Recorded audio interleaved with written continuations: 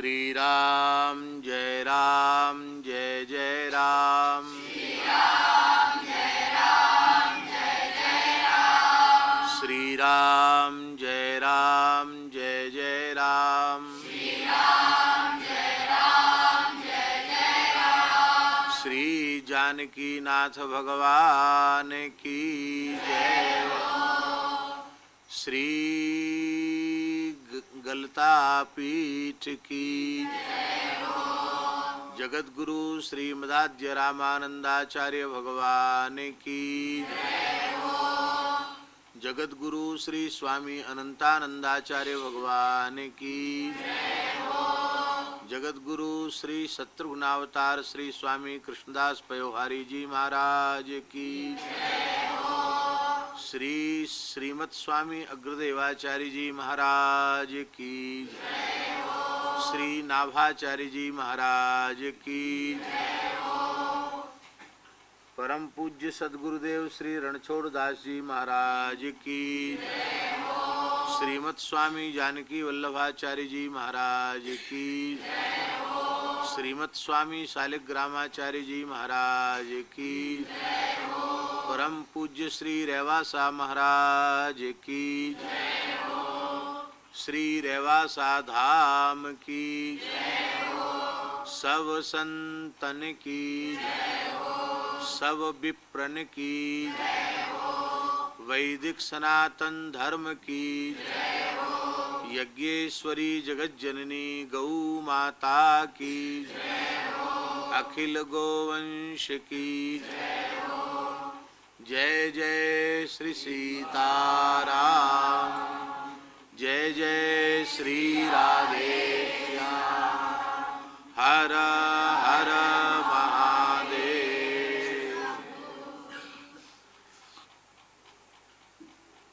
कल की बात बकाया ये चले गए थे, इसलिए उस बात को वहीं बंद कर दिया गया। कल हमने एक बात कही थी, आपको याद है सबको? क्या कहा था कल हमने, बताओ?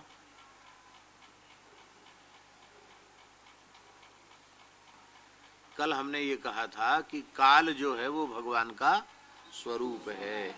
काला कलयता महम, भगवान कहते हैं मैं स्वयं काल हूँ।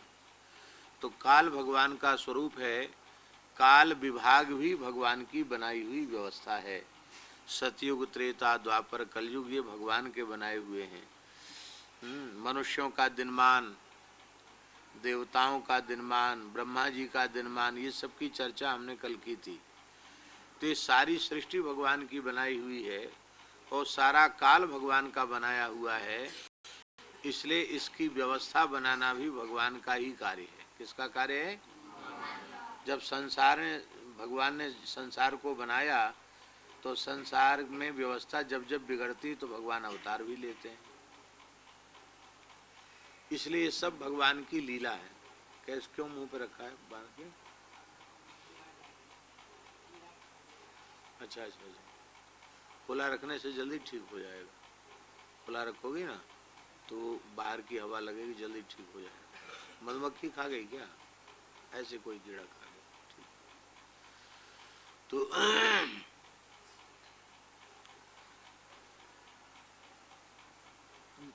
दो बातें हैं। हम तुम लोगों से एक प्रश्न पूछ रहे हैं। ये संसार भगवान का बनाया हुआ है और हम सब भी भगवान के ही बनाए हुए, ठीक है? तो भगवान के बनाए, भगवान को संसार बनाना नहीं आया या भगवान के बनाए हुए संसार में हमको रहना नहीं आया? इसमें कौन सी बात सही है? हाँ वाह, बहुत अच्छी बात। भगवान को संसार बनाना नहीं आया ये तो हो ही नहीं सकता, क्योंकि सर्वज्ञ हैं, करुणामय हैं। तो उनकी कोई भी रचना निकृष्ट कैसे हो सकती है? सब रचनाएं उत्कृष्ट हैं। कोई रचना भगवान की कमजोर नहीं है। तो भगवान ने तो संसार बनाया है और बहुत सुंदर बनाया है, असुंदर नहीं बनाया है। क्योंकि जो स्वयं सत्यम शिवम सुंदरम है वो असत्य, असुंदर, अशिव जगत की रचना कैसे कर सकते हैं? सत्य हैं तो सत्य की रचना करेंगे। हैं? सुंदर हैं तो सुंदर की रचना करेंगे, और शिव हैं तो शिव स्वरूप जगत की ही रचना करेंगे। इसलिए जगत शिव है, सत्य है और सुंदर भी है। ये वैष्णव सिद्धांत है। अद्वैत सिद्धांत में जगत मिथ्या है और वैष्णव सिद्धांत में जगत सत्य है। ठीक है। तो भगवान को जगत बनाना नहीं आया, ये नहीं हो सकता। भगवान के बनाए हुए जगत में हमको रहना, तब भगवान कैसे रहना चाहिए उसको सिखाने के लिए भगवान अवतार लेते हैं। ठीक है। भगवान के अवतार धर्म संस्थापनार्थाय संभवामि युगे युगे। तो धर्म संस्थापन क्या है? धर्म के अनुसार हमको रहना आना, ये है धर्म संस्थापन। तो धर्म के लिए स्वयं भगवान धर्माचरण करके और हमको सिखाते हैं कि माता पिता के प्रति, गुरु के प्रति, महापुरुषों के प्रति, राष्ट्र समाज के प्रति हमारा कैसा व्यवहार होना चाहिए, ये भगवान स्वयं सिखाते हैं। तो भगवान ने जब कोई असुंदर नहीं बनाया तो कलयुग भी असुंदर नहीं बनाया, कलयुग भी भगवान ने सुंदर ही बनाया है। और क्यों बनाया भगवान ने कलयुग? इसलिए बनाया भगवान ने कलयुग क्योंकि जीवों का कल्याण कलिकाल में बड़ी सरलता से हो जाता है। अन्य युगों में कल्याण में विलंब होता था, नेक सी चूक हो गई कि फिर उलट पुलट के नीचे आ गए। पर कलयुग में भगवान की इतनी कृपा है जीवों पर कि बहुत जल्दी काम कलयुग में होता है। भगवान ने जल्दी अपने चरणों तक पहुंचने के लिए हमको कलयुग में जन्म दिया। ऐसा अनुभव प्रत्येक साधक को करना चाहिए। देवर्षि नारद जी सतयुग के भक्त हैं। जब वे दासी पुत्र के रूप में थे तो कितना श्रेष्ठ वैराग्य, 5 वर्ष की आयु में तो संत सेवा में लग गए और उसी समय उनकी सनकादिक भगवान से दीक्षा हो गई। और माता के मरने का भी दुख उनको नहीं हुआ, सब कुछ छोड़ करके चले गए उत्तराखंड में तपस्या करने के लिए। और वहाँ भगवान के विरह में रो रहे थे तो भगवान ने उनको हृदय में अपनी झांकी का दर्शन कराया। और अभी वो तृप्त नहीं हो पाए थे कि भगवान अंतर्धान हो गए तो नारद जी रोने लगे। बालक रोए तो सबको दया आती है, बालक नारद जी रोने लगे, लगता था इनके प्राण ही निकल जाएंगे। तो आकाशवाणी हुई, हंतास्मिन् जन्मनि भवान मामाम दृष्टुमिहार हति अभिपक्व कसायानाम दुर्दर्शोहम कुयोगिनाम। हे नारद, तुम ज्यादा शोक मत करो, इस जन्म में तुम्हें मेरा इतना ही अनुभव होगा, अगले जन्म में तुम मुझे प्राप्त करोगे, अगले कल्प में तुम मुझे प्राप्त करोगे। जन्म नहीं, कल्प। अगले कल्प में तुम मुझे प्राप्त करोगे, क्योंकि जिनका ज्ञान वैराग्य भक्ति अभी अपरिपक्व है, ऐसे कुयोगियों के लिए, अपरिपक्व साधकों के लिए मेरा दर्शन अत्यंत दुर्लभ है। अब बताओ, इतने बड़े नारद जी जिनका ऐसा त्याग, ऐसा वैराग्य, ऐसा भगवत विरह, उनको भगवान ने अपरिपक्व कह दिया। पर कलयुग में उस भक्त का नाम बताओ जिसको भगवान ने कह दिया होगा तुम अधकचरे हो, तुमको अभी दर्शन नहीं होगा, अगले जन्म तक या अगले कल्प तक प्रतीक्षा करो। ऐसा भगवान ने किसी को कहा? इसी कलयुग में महाराष्ट्र के संत श्री नामदेव जी महाराज को 56 बार भगवत साक्षात्कार प्राप्त हुआ। इसी कलिकाल में श्री भक्तराज नरसिंह मेहता को 52 बार भगवत साक्षात्कार प्राप्त हुआ। इसी कलिकाल में श्री तुलसीदास जी महाराज के सामने भगवान ने कई बार प्रकट होकर दर्शन दिया, लीला की। इसी कलिकाल में इसी रेवासा धाम में श्री स्वामी अग्रदेवाचार्य जी के नेत्रों के समक्ष जानकी जी ने प्रकट होकर दर्शन दिया, रघुनाथ जी ने दर्शन दिया।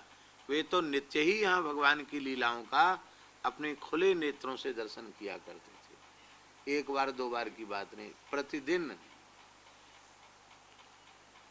तो इसलिए कलयुग जो है भगवान की प्राप्ति के लिए सरल है। तो कलयुग में जो हमारा जन्म हुआ ये भी भगवान की कृपा है, ऐसा समझना।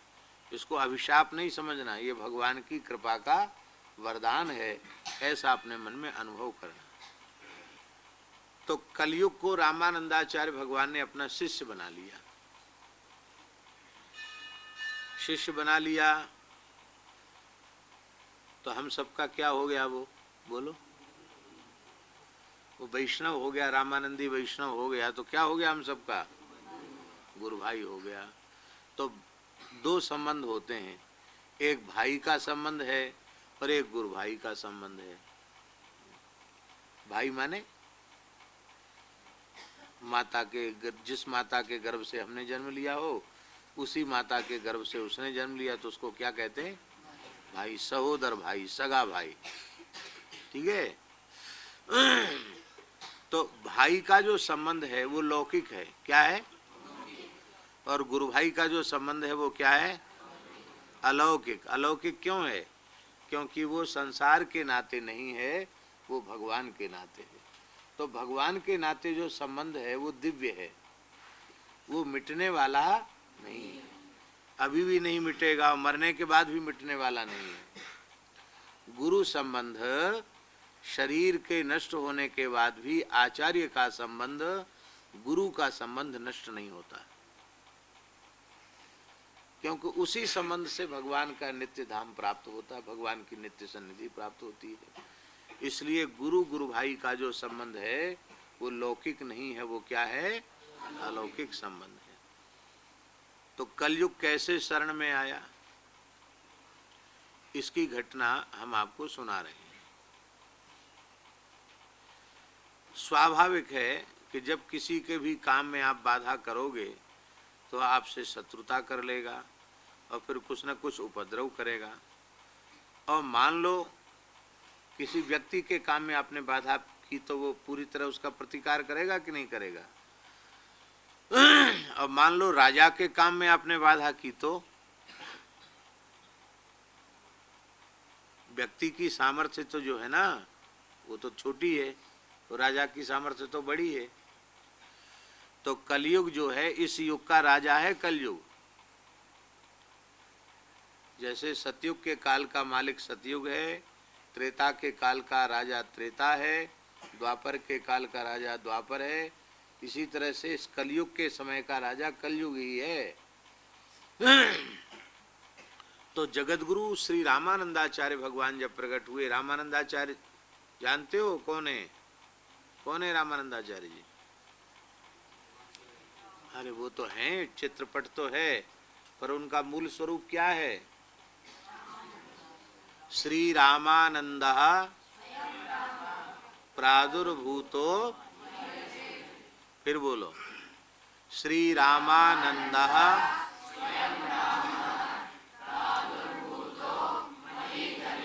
श्री रामानंदः स्वयं रामः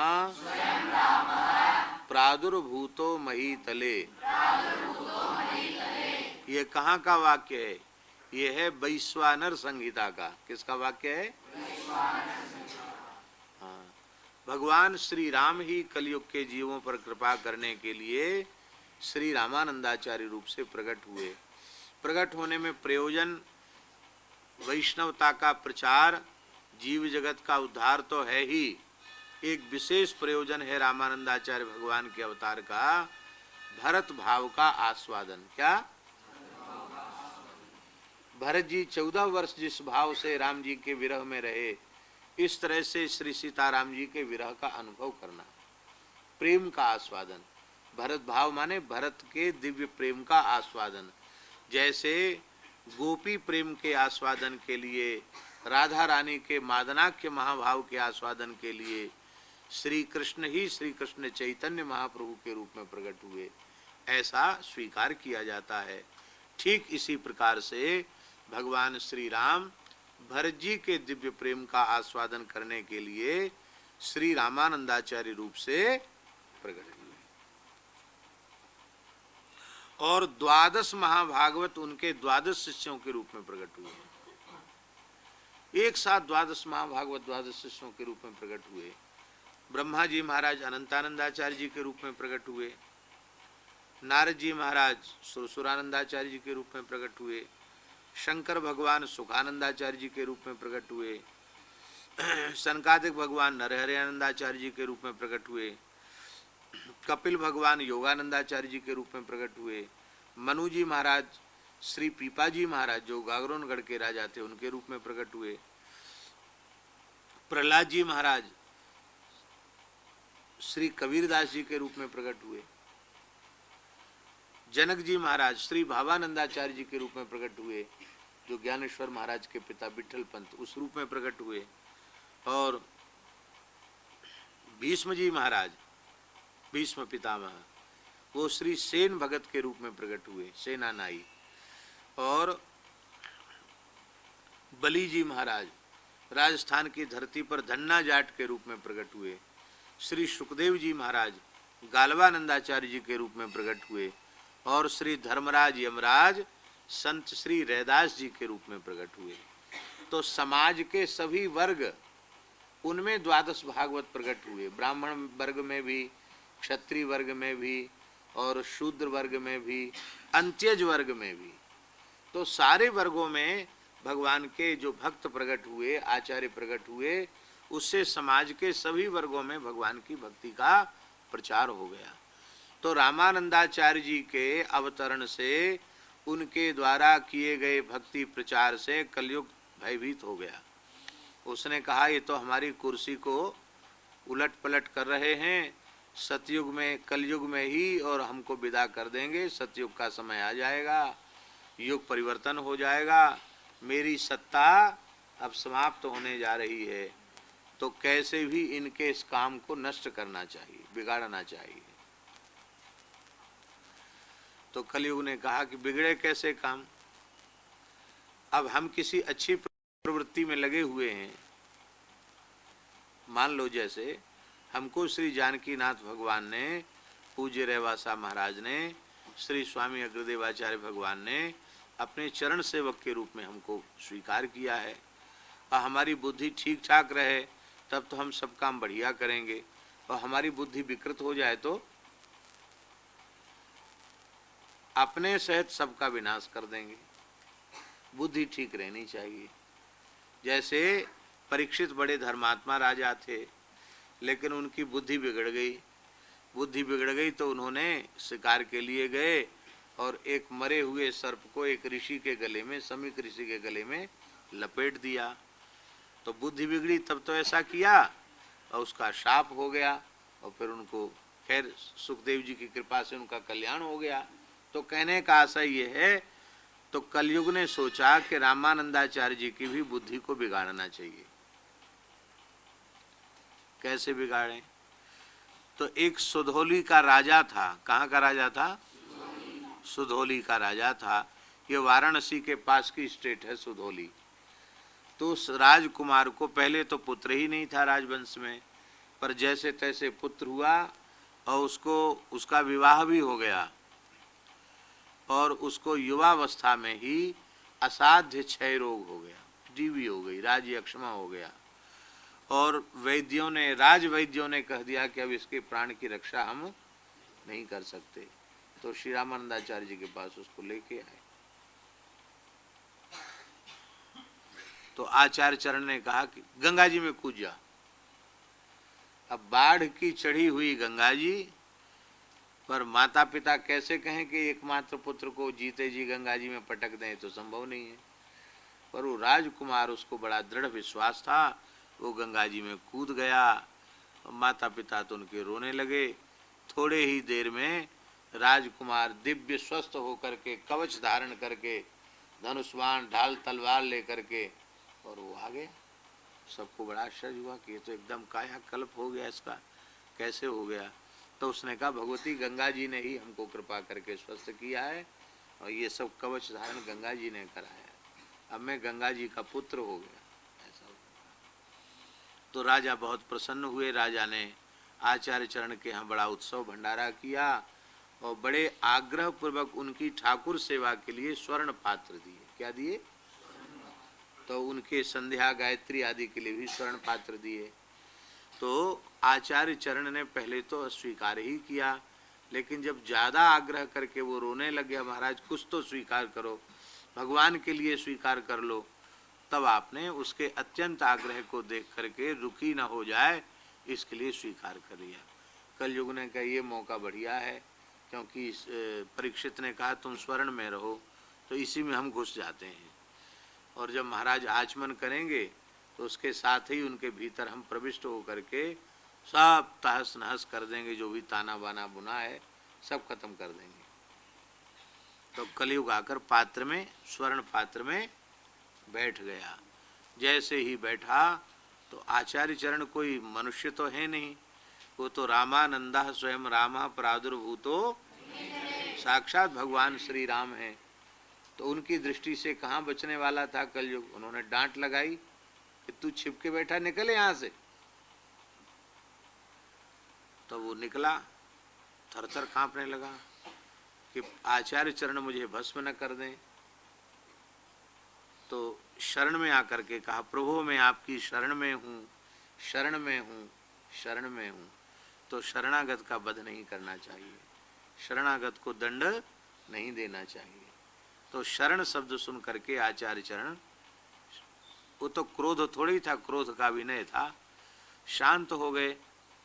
और उन्होंने कहा क्या बात है, तुमने क्यों बाधा पैदा की। बोले भगवान मैं आपके कार्य से इतना परेशान हूँ, मुझे लगता है कि हमारी सत्ता ही धरती पर नहीं रहेगी, पर अब आपके दिव्य प्रभाव के आगे मैं आपकी शरण में आया हूँ, नतमस्तक हूँ, आप मेरे ऊपर कृपा करो। आप सब जीवों को भक्ति का दान कर रहे हो, तो क्या मुझे आप भक्ति का दान नहीं करेंगे। आप मुझे भक्ति का दान करो, मुझे आप शिष्य बना लो। तो रामानंदाचार्य भगवान ने पूछा कि रे भाई तुम कोई आज के थोड़ी हो, इस समय जो कलयुग है वो कौन सा कलयुग है जानते हो। 28वें कलयुगे कलि प्रथम चरणे, रोज बोलते हो कि नहीं। ये 28वां कलयुग है। कौन सा कलयुग है। इसके पहले 27 बार कलयुग हो चुका है, ये ब्रह्मा जी के दिन की बात है। और उसके पहले तो हजारों लाखों बार कलयुग आ चुका है, कोई एक बार का कलयुग है क्या। ये 28वीं चतुर्युगी का कलयुग है। तो रामानंदाचार्य भगवान ने कहा कि तुम कोई आज के तो हो नहीं, तो इतने दिन से तुम निगुरा क्यों रह गए। निगुरा जानते हो, नहीं जानते हो। निगुरा माने बिना गुरु के। निगुरा किसको कहते हैं। और अब तो लोग भूल गए हैं, लेकिन पुराने जमाने में सबसे बड़ी गाली थी निगुरा। ए तू तो निगुरा है, तो निगुरा सबसे बड़ी गाली, माने निगुरा कह दिया तो उसका भारी अपमान हो गया। अरे निगुरा कह दिया हमको। इसका मतलब गुरु पादाश्रय अवश्य लेना चाहिए। भगवान व्यास की वाणी है,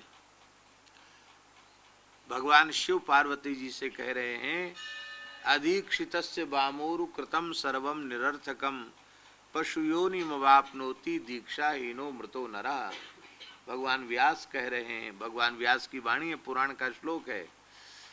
और भगवान शंकर पार्वती जी को भगवत शरणागति की महिमा समझा रहे हैं। अधीक्षितस्य वामोरु कृतम सर्वम निरर्थकम, मनुष्य जन्म प्राप्त करके जो भगवान का शरणागत नहीं हुआ, विधिवत वैष्णवी दीक्षा नहीं ली, उसके द्वारा किया गया शुभ कर्म भी व्यर्थ हो जाता है। और बिना दीक्षा के, बिना भगवत शरणागति के मृत्यु हो जाए तो उसको पशु की योनि में जाना पड़ता है। इस प्रकार की कथा भी पुराणों में लिखी है कि एक ब्राह्मण था और एक ब्राह्मणी थी, दोनों ही बड़े धर्मात्मा थे। ब्राह्मणी परम पतिव्रता थी और ब्राह्मण भी बड़ा वेदज्ञ था, आहिताग्नि था, अग्निहोत्री था। तो नारद जी विचरण कर रहे थे, नारद जी के मन में दया आ गई। नारद जी के मन में आया कि देखो ये ब्राह्मण जो है बड़ा धर्मात्मा तो है, पर ये जो यज्ञ करता है इससे स्वर्ग ही तो जाएगा, अब पुण्य भोग कर फिर धरती पर आएगा, और कहीं कुसंग पड़ गया तो पता नहीं कहाँ का कहाँ चला जाएगा। तो इस जीव को भगवान की प्राप्ति हो जाए। और ये ब्राह्मणी पतिव्रता है, इसको पातिव्रत धर्म से क्या मिलेगा, पति का लोक मिलेगा, और पति को स्वर्ग जाना तो ये भी स्वर्ग तक ही सीमित रहेगी, तो इसका परम कल्याण तो नहीं हुआ। तो नारद जी लीलाधारी तो है ही हैं, नारद जी उस ब्राह्मणी के यहाँ आए। ब्राह्मणी ने नारद जी को प्रणाम किया, आओ महात्मन कैसे पधारे हैं, आओ भिक्षा ग्रहण करो। तो बोले हाँ जरूर, तुम ब्राह्मण हो, पवित्र आत्मा हो, जरूर तुम्हारे यहाँ भिक्षा ग्रहण करेंगे। तो नारद जी ने पा लिया, भोजन कर लिया। और भोजन करने के बाद जब बैठ गए तो पूछा, कहो देवी, तुम्हारे गले में तुलसी की कंठी नहीं है, तुम्हारे तिलक नहीं है, क्या किसी को गुरु बनाया कि नहीं बनाया? बोली भोली भाली थी, महाराज मैं तो जानू नहीं, गुरु किसको कहते, कैसे गुरु बनाया जाता है। अरे राम राम राम राम, ये तो बड़ा बुरा हो गया। बताओ, जिसके गले में कंठी नहीं, कान में भगवान का नाम नहीं, वैष्णवता नहीं, ऐसे के हाथ का छुआ तो खाना बड़ा भारी पाप है। तो नारद जी ने क्या किया, अंगूठा मुंह में लगाया, सब उल्टी कर दिया। जो कुछ खाया पिया था वो सबको उल्टी कर दिया। हाँ, सो रहे हो? हाँ, तो उल्टी कर दी, सब उलट दिया। और फिर कुल्ला करके फिर कुंजल किया। कुंजल क्रिया होती योगियों में, तो कुंजल करके एकदम पानी से सब खला दिया पेट। उस बेचारी को बहुत डर लगा। बोले महाराज मेरा इतना, मैं ब्राह्मणी हूँ, मेरा ऐसा अन्न इतना अपवित्र, आपने सब उल्टी कर दिया। ये क्या करें, शास्त्रों में तो ऐसा ही लिखा है। तो महाराज तो मैं तो बड़ा पाप कर रही हूँ, महात्माओं को भोजन करा देती हूँ, तो आप हमको कृपा करके वैष्णव बना दीजिए। नारद जी ने कहा बिल्कुल ठीक। गंगा जी सामने बह रही थी, गंगा नहा के आओ। वो ब्राह्मणी नहा के आई, नारद जी ने उसको तिलक कंठी और भगवान के मंत्र का उपदेश कर दिया। और नारद जी बोले बस नियम इतना ही है कि अवैष्णव का संपर्क मत करना, वैष्णव का ही संपर्क रखना, अवैष्णव का छुआ हुआ मत खाना। जो आ गया महाराज। तो नारद जी तो चले गए और ब्राह्मण देवता आए। तो ब्राह्मणी ने हाथ जोड़ के कहा, महाराज आपने दीक्षा नहीं ली है, आप बाहर ही बैठो, वहीं आपको भोजन दे देंगे, आपको अब हम छुएंगे नहीं। क्यों? हमारे गुरु महाराज बोल गए हैं। अरे राम राम, ये तो घर में बड़ा झगड़ा डाल गए गुरु जी हैं। कैसे गुरु जी आए, घर में लड़ाई हो गई, ऐसे एक जगह रहते ऐसे कैसे काम चलेगा? बोले महाराज काम चले न चले, तो मैंने वचन दे दिया गुरु जी को। तो महाराज ऐसे समस्या का समाधान कैसे होगा? भाई गुरु जी ने कहा है कि जब याद करोगे तब हम आ जाएंगे। हम गुरु जी को याद करते हैं। तो गुग्गुल की धूप दिखा करके जैसे ही गुरु जी का स्मरण कर नारद जी प्रकट हो गए। बोले महाराज घर में समस्या हो गई है, इनको भी आप वैष्णव बना दीजिए। तो नारद जी ने कहा ठीक है, गंगा स्नान करके आओ, तुमको भी दीक्षा दे देते हैं। तो गंगा स्नान करके आ रहे थे तो रास्ते में उनके और संगी साथी ब्राह्मण मिल गए। कहो पंडित जी, सवेरे सवेरे तो आपने ब्रह्मवेला में हमारे साथ ही गंगा जी में खड़े होकर प्रातः संध्या की थी, अब मध्याह्न संध्या भी आप कर चुके हो, फिर आप ये फिर क्यों गंगा नहाने जा रहे हो, गंगा नहा के आ रहे हो? अरे बोले हमारे यहाँ गुरु महाराज आए हैं, उनसे हम दीक्षा लेंगे। अरे राम राम, बताओ इतने बड़े पंडित होकर के पितृपक्ष चल रहा है, श्राद्ध पक्ष, इसमें आप दीक्षा लोगे? अरे दीक्षा का मुहूर्त होता है। बोले हाँ, हम ज्योतिष के तो पंडित हैं, मुहूर्त तो होता है, श्राद्ध पक्ष में तो केवल पितरों का ही कर्म किया जाता है, तो मना कर दो। तो गए, बोले महाराज अभी मुहूर्त ठीक नहीं है, तो अभी तो बाद में हम अच्छा मुहूर्त आएगा तब आपके शिष्य बनेंगे, तब तक ठीक है, घर में जैसे तैसे गुजारा कर लेते हैं। नारद जी हंसे और अंतर्धान हो गए। ब्राह्मण की आयु समाप्त प्राय थी। नारद जी के जाने के 1-2 दिन में ही ब्राह्मण की मृत्यु हो गई। पत्नी सती हो गई, पतिव्रता थी, वो सती हो गई। ब्राह्मण पवित्र आत्मा तो था ही,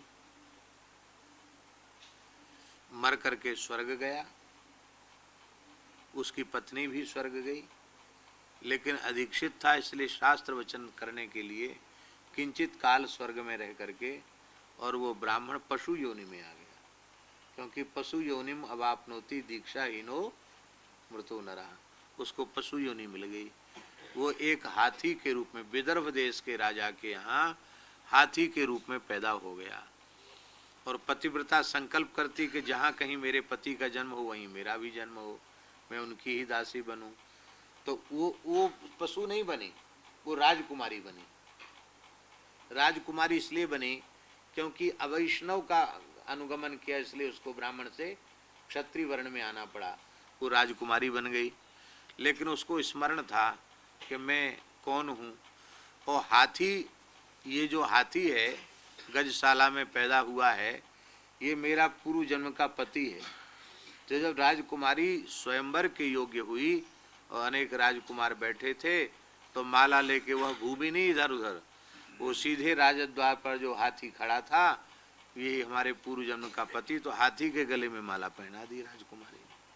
सबने कहा लड़की मूर्ख है क्या, अरे किसी राजकुमार के गले में माला न पहना के हाथी के गले में माला क्यों पहनाई। पिता ने कहा बेटी तुम तो बड़ी बुद्धिमती हो, ऐसा तुमने क्यों किया। उसने कहा महाराज पिताजी मैं पतिव्रता हूँ, मुझे पूर्व जन्म का स्मरण है, मैं ब्राह्मणी थी और ये मेरा पति ब्राह्मण था, पर ये बिना भगवत शरणागति के शरीर छोड़ दिया, तो पुण्य के प्रभाव से स्वर्ग तो गया, पर पुण्य भोगने के बाद इसको हाथी की योनि में आना पड़ा और मैं इसके कारण मुझे भी पुनर्जन्म लेना पड़ा।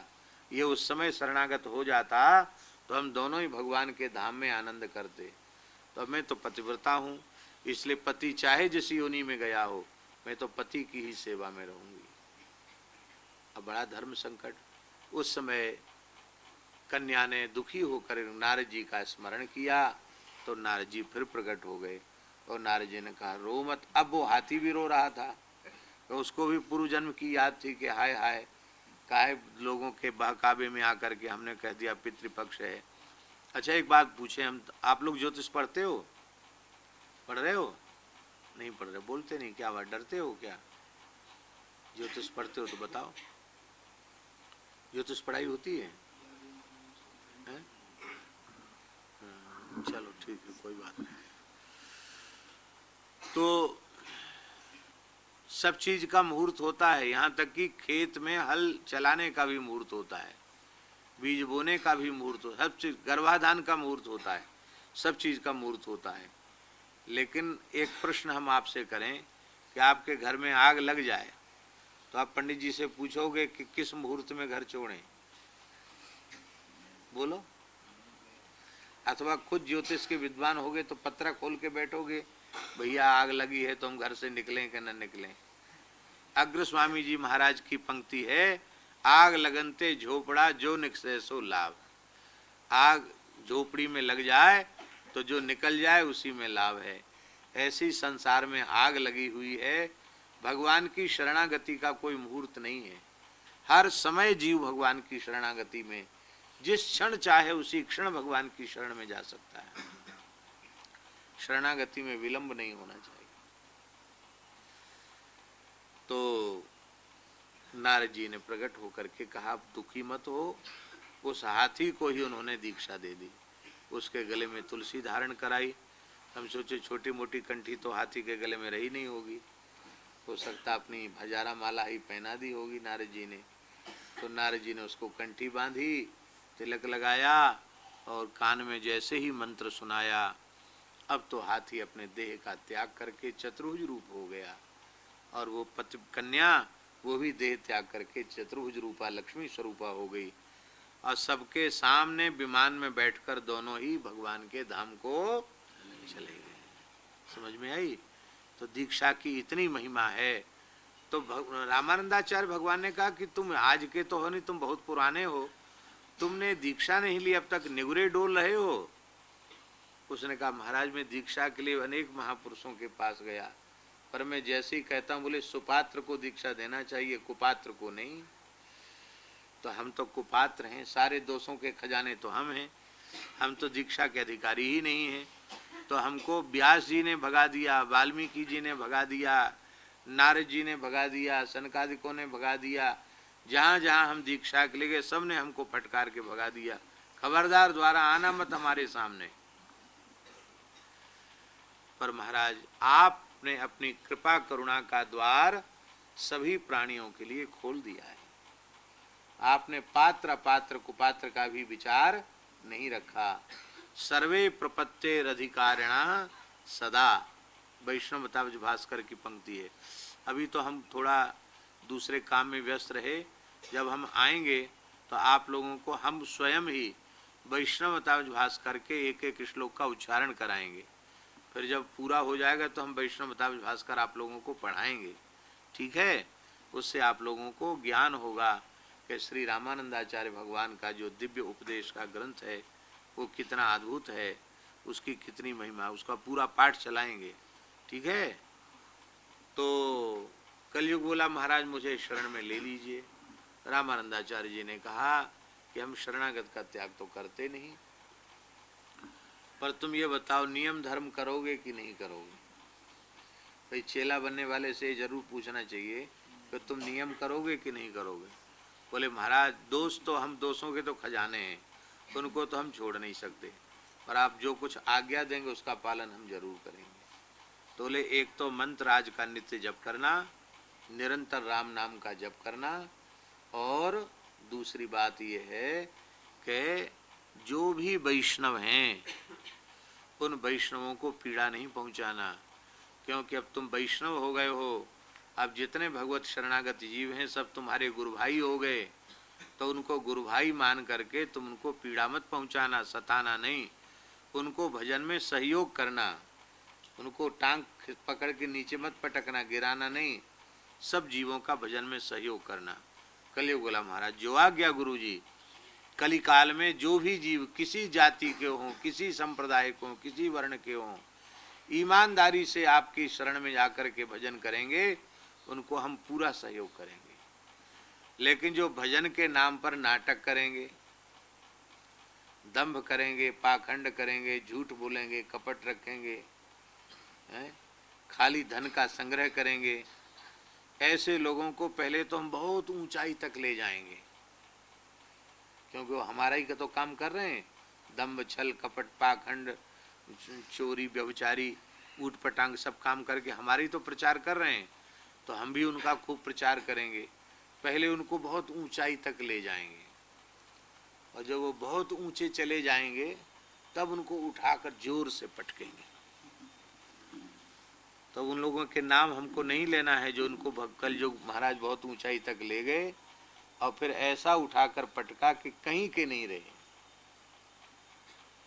ऐसे अनेक लोग अभी अभी घटनाएं 10-20-25 वर्ष में भी ऐसी तमाम घटनाएं घट गई। इससे कलयुग का प्रचार होता है। कलयुग का प्रचार क्या है? दंभी पुरुष जब उनका दंभ प्रकट होता है तो जो भोले भाले लोग हैं उनके मन में एक छवि बन जाती है, उनको लगता है कि सभी महात्मा ऐसे ही होते हैं। ये सब रामकृष्ण की चर्चा करने वाले, तिलक लगाने वाले, सत्संग करने वाले इसी प्रकार के आचरण के होते हैं। ऐसी दुर्बुद्धि उनके मन में आ जाती है तो वह सच्चे संतों के संग से वंचित रह जाते हैं। ये बहुत बड़ी हानि होती है।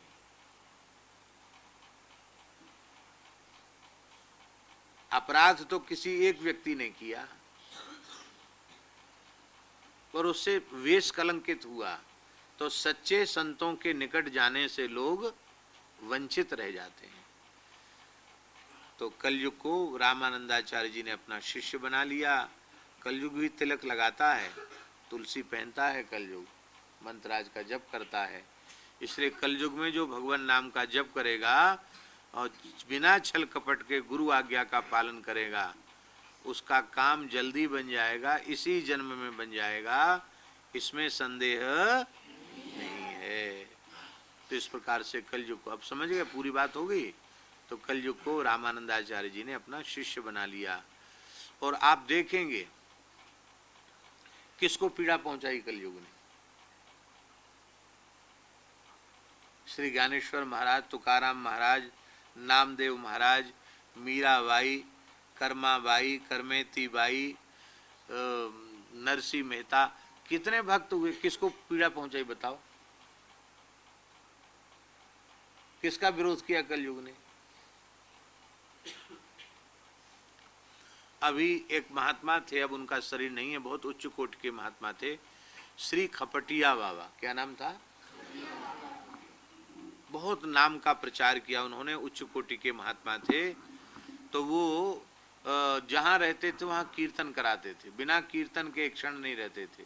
कोई कहता कि हमारे गांव चलो तो एक ही शर्त रहती थी, हम चलेंगे अखंड कीर्तन करते हुए चलो, अखंड कीर्तन करते हुए लाओ, जितने दिन अखंड कीर्तन होगा उतने दिन तुम्हारे गांव में रहेंगे, नहीं तो नहीं रहेंगे।